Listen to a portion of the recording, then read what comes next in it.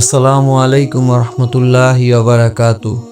সুপ্রিয় দর্শক, আজকের সমাজে আমরা দেখতে পাই অনেক বাবা মা তাদের সন্তানদের ভালো শিক্ষা দিতে চান, কিন্তু কিভাবে দেবেন তা ঠিক বুঝতে পারেন না। সন্তানদের ইসলামের আলোকে গড়ে তোলার দায়িত্ব আমাদের সবার, কিন্তু কিভাবে আমরা এই কাজটি করব? আজকের ভিডিওতে আমি আপনাদের এমন 10টি গুরুত্বপূর্ণ ইসলামিক উপায় জানাবো, যা অনুসরণ করলে আপনার সন্তান একজন প্রকৃত দিনদার হয়ে গড়ে উঠবে ইনশাআল্লাহ। আসুন শুরু করি।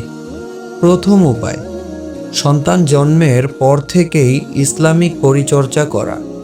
ইসলামে সন্তান জন্মের পর থেকেই তার সঠিক পরিচর্যার ব্যাপারে নির্দেশ দেয়া হয়েছে। নবী করিম সাল্লাল্লাহু আলাইহি সাল্লাম যখন কোনো শিশুর জন্ম হতো, তখন তিনি তার কানে আজান দিতেন।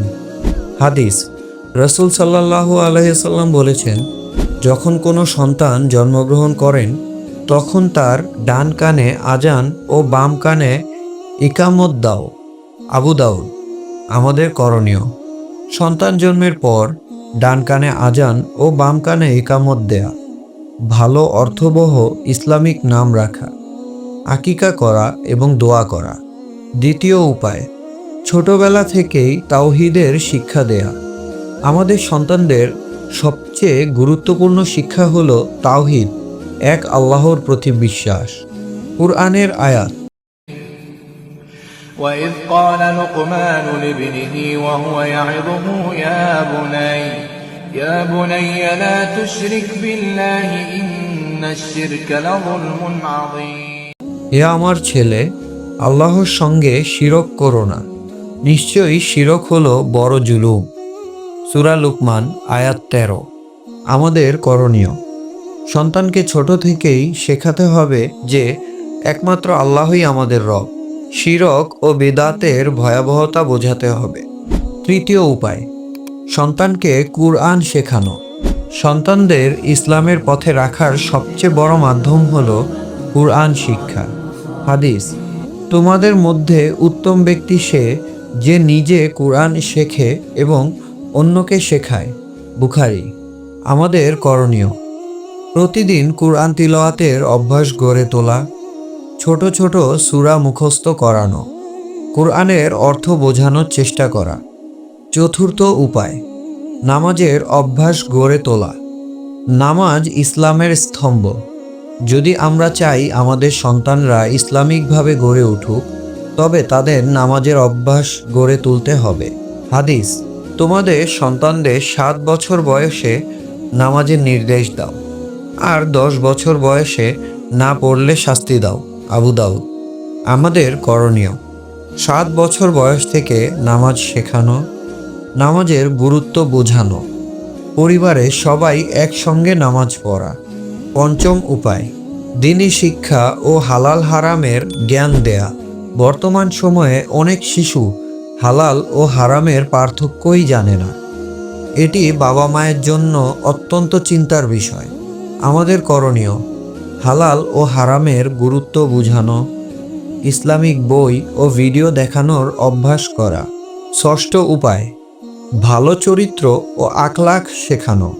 রাসূলুল্লাহ সাল্লাল্লাহু আলাইহি সাল্লাম বলেছেন, তোমাদের মধ্যে সর্বোত্তম ব্যক্তি হলো সেই যার আখলাক উত্তম। বুখারী।